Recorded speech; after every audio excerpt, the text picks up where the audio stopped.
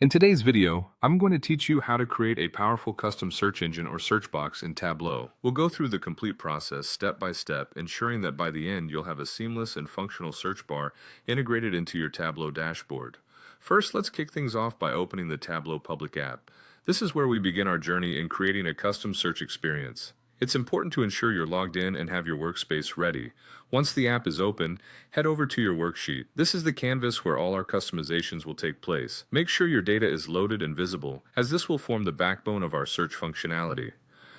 Now we'll start building our search box by dragging the product name over to the rows shelf. This action is essential as it establishes the products we want users to search through. Have a look at your workspace. You should see the list in rows, ready for the next steps. Next, look for the little drop-down arrow on your worksheet. Clicking this will bring up several options. From this menu, select Create Parameter. Parameters in Tableau allow for dynamic input, and this will be the foundation of our search function. When the creation dialog opens, give your parameter a clear and descriptive name, something like Product Search. Set the data type to string, as our search will be text-based. Once you've done that, click OK to save this new parameter.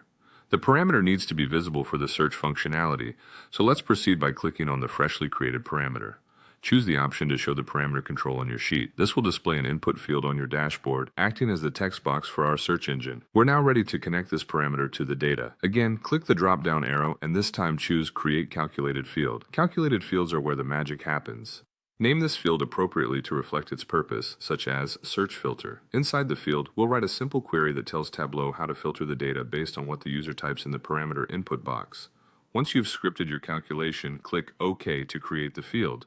With our calculated field ready, it's time to make it functional. Drag this calculated field into the Filters pane.